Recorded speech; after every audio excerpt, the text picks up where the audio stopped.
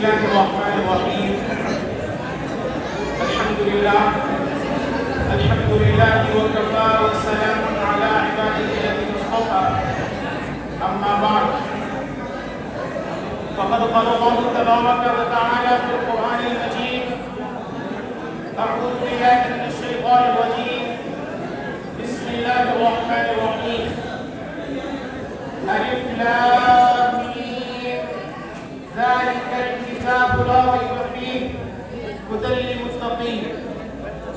وقال تعالى في موضع آخر: إن هذا القرآن يهدي للتي هي أقوم. وقال تعالى في موضع آخر: ورفعنا لك ذكرك. وقال تعالى في موضع آخر: وما أرسلناك إلا رحمة للعالمين. معزز سامعین کرام، قرآن پاک کی محبت میں قصبے کے کونے کونے سے یہاں جمع ہونے والے سادبان کے غیور نوجوانوں، الحمدللہ آپ حضرات نے بڑے ہی سکون اور اطمینان کے ساتھ قرآن مقدس کو سنا ہے۔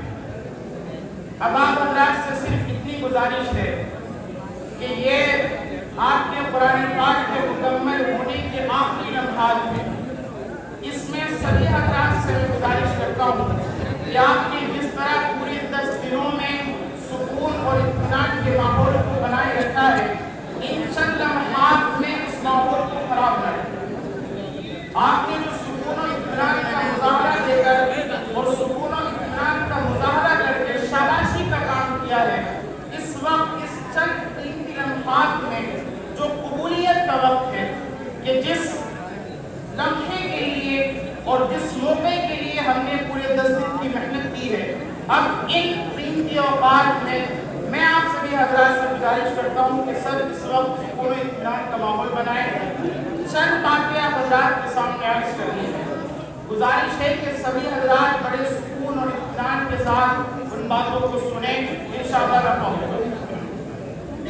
ابھی بھی میرے کچھ نوجوان باتیں کر رہے ہیں، جب تک آپ کو باتیں بند نہیں کریں گے میں بات شروع نہیں کر پاؤں گا۔ اس لیے گزارش ہے، بڑے ادب کے ساتھ بڑے سکون کے ساتھ گزارش کر رہا ہوں کہ چند لمحوں کے لیے آپ اپنی توجہ دے دیں۔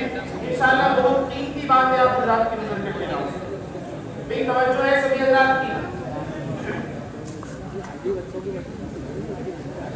میرے نوجوان دوستوں، سب سے پہلے تو میں اس خالق کائنات کو شکر ادا کرتا ہوں کہ جس نے ہمیں اور آپ کو اس ماہ مبارک کو عطا کیا اور اس ماہ مبارک میں اتنی قیمتی نعمتیں ہمیں عطا فرمائیں۔ اور آج یہ ہم سب کے لیے بڑی سعادت کی بات ہے کہ آج ہم اور آپ یہاں اس مبارک کلام کی نسبت پر جمع ہوئے ہیں کہ جو کلام تمام کلاموں میں سب سے افضل ہے۔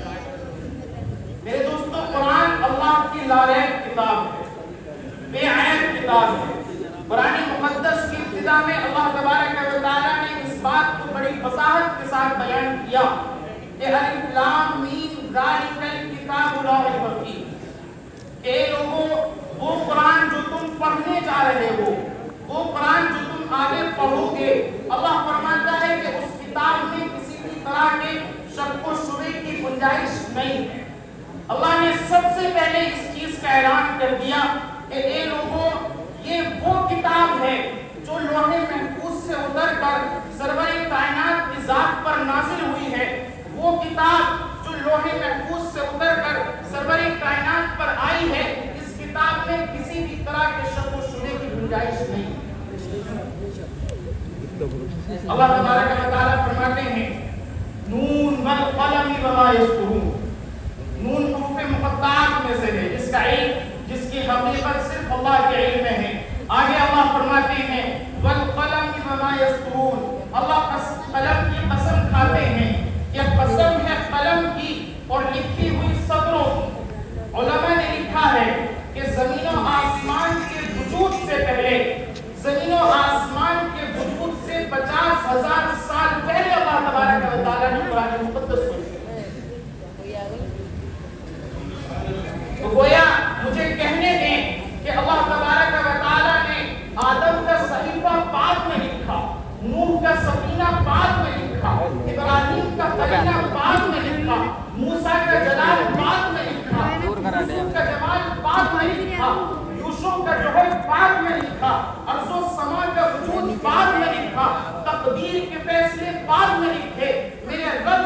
رب کائنات نے سب سے پہلے فاطمہ الزہرا کے بابا کے لیے قرآن مقدس کو لکھا۔ یہ دوستو قرآن مقدس کی بے شمار تفسیریں کی گئی، بے شمار تراجم کیے گئے ہیں، لوگوں نے اپنی اپنی زبانوں میں اپنے اپنے وقتوں میں قرآن مقدس کے ترجمے کیے، لیکن میں یہ کہنا چاہتا ہوں کہ سب سے پہلے قرآن مقدس کا ترجمہ خود خالق کائنات نے محمد عربی صلی اللہ علیہ وسلم کی شکل میں کیا۔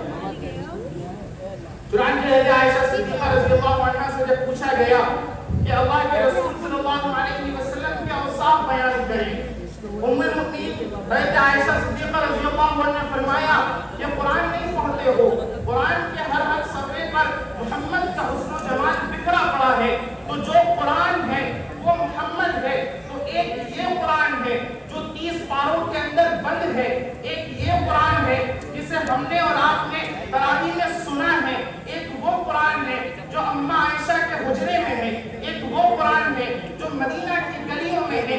یہ قرآن بھی اعلیٰ، وہ قرآن بھی اعلیٰ، یہ قرآن بھی بالا، وہ قرآن بھی بالا، یہ قرآن بھی برتر، وہ قرآن بھی برتر، یہ قرآن بھی عظیم، وہ قرآن بھی عظیم، یہ قرآن بھی عزت، وہ قرآن بھی عزت، یہ قرآن بھی رفعت، وہ قرآن بھی رفعت، یہ قرآن بھی حسین جو 30 پاروں والا ہے، وہ قرآن بھی حسین جو والضحیٰ کے چہرے والا ہے۔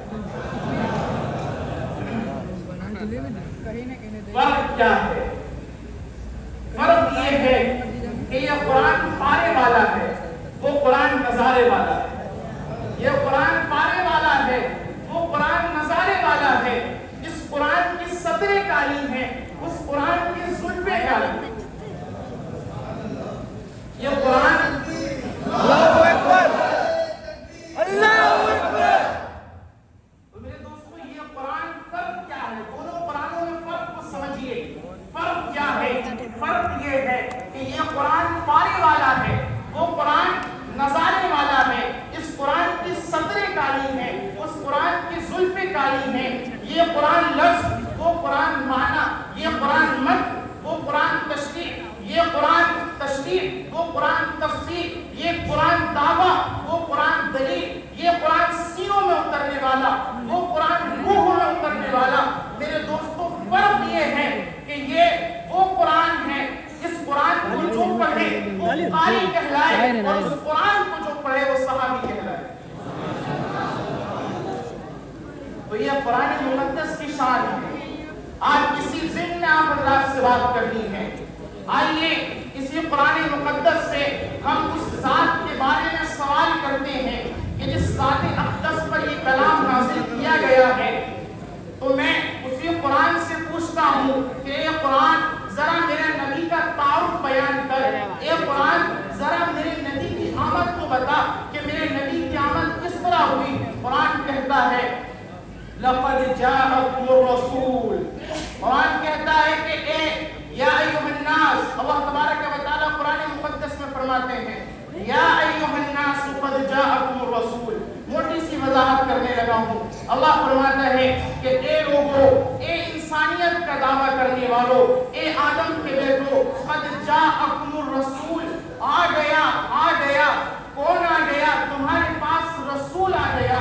اللہ رسول تو پہلے بھی آئے ہیں، آپ نے ایسے تو ذکر نہیں کیا۔ اللہ فرماتے ہیں کہ میں نے کب کہا کہ رسول آ گیا؟ میں نے نہیں کہا، میں نے قد جاءکم رسول نہیں کہا، میں نے قد جاءکم رسول کہا۔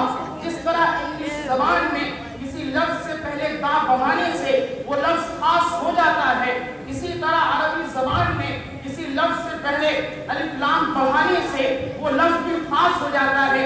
اللہ یہی فرماتے ہیں کہ رسول نہیں آیا، اب رسول آیا۔ آنے والے پہلے بھی بہت آئے، لیکن اب تو آئے ہیں جن کے آنے کے زمانے کی ضرورت ہے۔ اب تو آئے ہیں جن کے آنے کے زمانے کو ضرورت تھی، وہ آئے جن کے لیے بے چین فطرت تھی، وہ آئے نغمہ داؤد میں جن کا ترانہ تھا، وہ آئے جن کے لیے بیتاب سارا زمانہ تھا، وہ آئے مضطرب تھی جن کے لیے وادی بطحا، وہ آئے بشارت دے گئے جن کی حضرت عیسیٰ، وہ وہ آئے جن کے دم سے عرش اعظم پر اجالا تھا، لوگوں وہ آئے جن کے قدموں کے لیے کعبہ خستہ تھا۔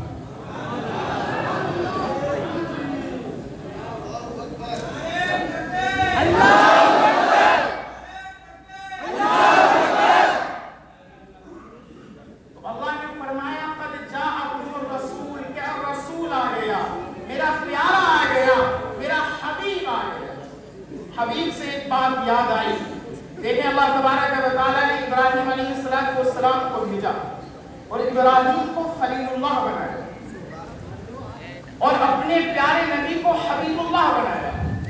عربی زبان میں، عربی ڈکشنری میں خلیل کے معنی بھی دوست کے ہیں اور حبیب کے معنی بھی دوست کے ہیں، لیکن فرق کیا ہے؟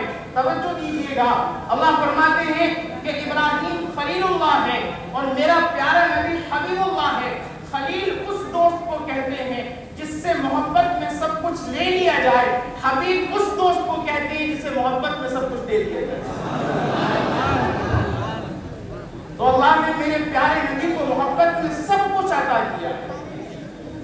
آئیے پھر اسی قرآن کی طرف چلتے ہیں اور قرآن سے معلوم کرتے ہیں کہ اے قرآن ذرا میرے نبی کا ذکر بیان کر، میرے نبی کی شان کو بیان کر، میرے نبی کی بلندی کو بیان کر۔ قرآن کہتا ہے وَرَفَعْنَا لَكَ ذِكْرَكَ، اے پیغمبر ہم نے تیرے ذکر کو اونچا کر دیا۔ کیسے اونچا کیا؟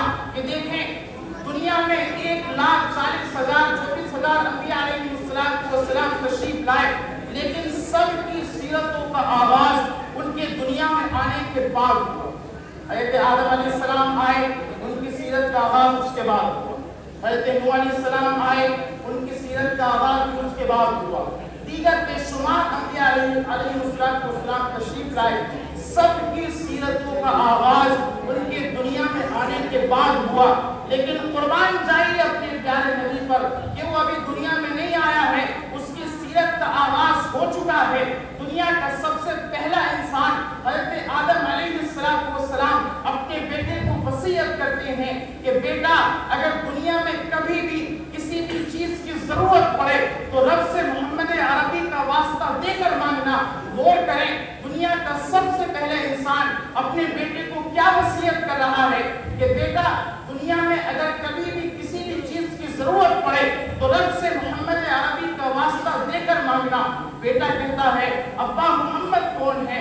ابا کہتے ہیں بیٹا سن لے بات کتنی سی ہے، اگر محمد کو دنیا میں آنا نہ ہوتا تو کائنات کا نظام سجایا نہ جاتا، اگر محمد کو دنیا میں آنا نہ ہوتا تو یہ رونق محفل سجائی نہ جاتی، اگر محمد کو دنیا میں آنا نہ ہوتا تو یہ مسجدیں نہ ہوتی، یہ مدرسے نہ ہوتے، یہ مکاتب نہ ہوتے، یہ مفاکر نہ ہوتے۔ یہ سب چیزیں رب کائنات نے محمد عربی کے واسطے بنا کر سجائی ہیں۔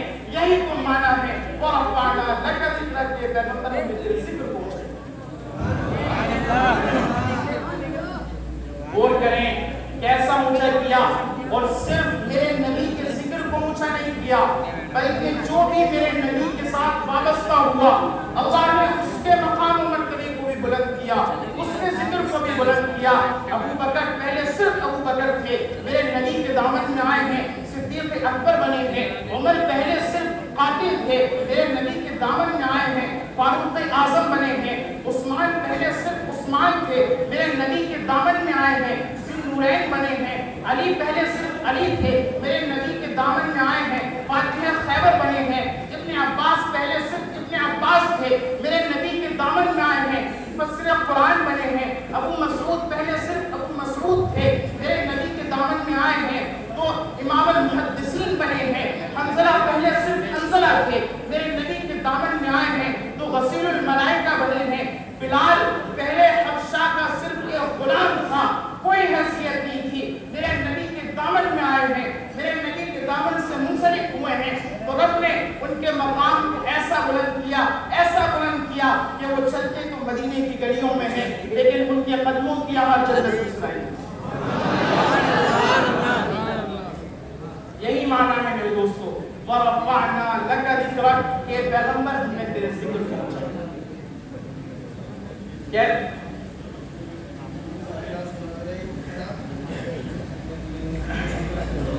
چلیے وقت کی قلت ہے تو الغرض یہ قرآن اور صاحب قرآن کی شان ہے جو میں آپ حضرات کے سامنے بیان کر رہا تھا کہ قرآن کی عظمتوں والا جس ذات پر نازل ہوا وہ ذات بھی عظمتوں والی. چند اشعار آپ کی نظر کرتا ہوں، اس کے بعد اپنی بات کو ختم کرتا ہوں. ہے سراپا اجالا ہمارا نبی، رحمت حق تعالی ہمارا نبی، جس کا کونین میں کوئی ثانی نہیں، ہے وہ جگ سے نرالا ہمارا نبی. آپ کوثر پئیں گے تو صرف اس لیے ہم کو دے گا پیالہ ہمارا نبی.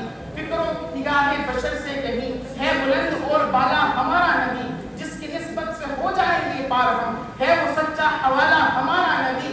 آ گیا جو حلیمہ کی آغوش میں، آمنہ کا دلارا ہمارا نبی. بھولی بھٹکی ہوئی ساری مخلوق کو جس نے آ کر سنوارا ہمارا نبی. پتھروں جھٹ سے کلمہ ہے پڑھنا تمہیں جب کرے گا اشارہ ہمارا.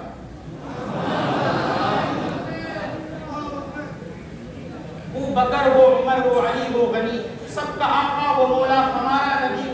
جس کو بلیل رب نے قرآن میں کہا زلف کو یوں نکھارا ہمارا نبی.